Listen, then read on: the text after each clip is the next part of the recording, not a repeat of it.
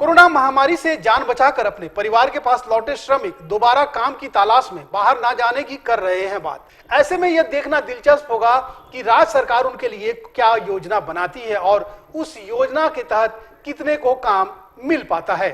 जब मजदूरों से सरकार के रवैये के बारे में पूछा गया तो उनका कहना था कि अगर सरकार हमें यहां पर रोजगार दे तो हम बाहर क्यों जाएंगे। और साथ ही जब इनसे आने के बाद सरकार द्वारा की गई व्यवस्था के बारे में पूछा गया तो कहने लगे कि वापस आने के बाद हमारी जांच की भी व्यवस्था नहीं की गई थी। हमने खुद रिम्स जाकर कोरोना की जांच करवाई। अब तक कोई भी हमारे पास हमारे काम की सूद लेने नहीं आया।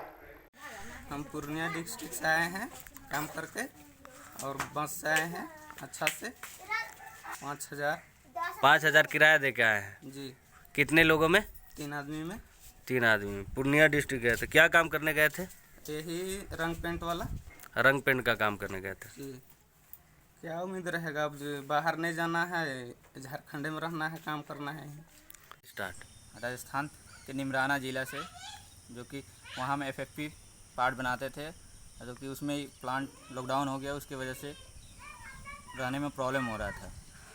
उसकी वजह से फिर हमने 11 तारीख को 4 व्हीलर बुक करके दिल्ली आए। दिल्ली से फिर एयरपोर्ट के माध्यम से रांची आए 11 तारीख को।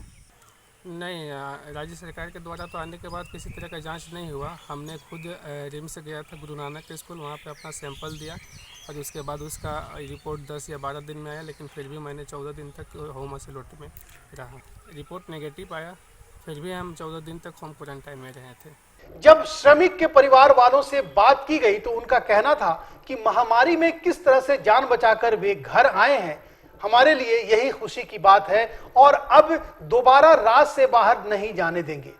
इस दर्द को उनके चेहरे पर साफ देखा जा सकता था।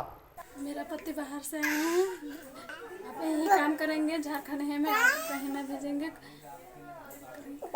दिक्कत था तो इसके कारण फिर बाहर चल गए थे, फिर कोनो तरीका से वो वापस आ गए हैं।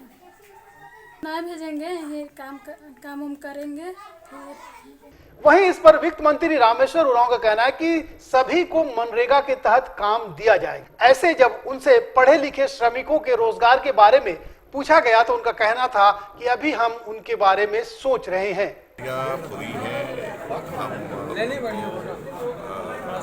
जांच कर रहे हैं, स्वास्थ्य की जांच कर रहे हैं।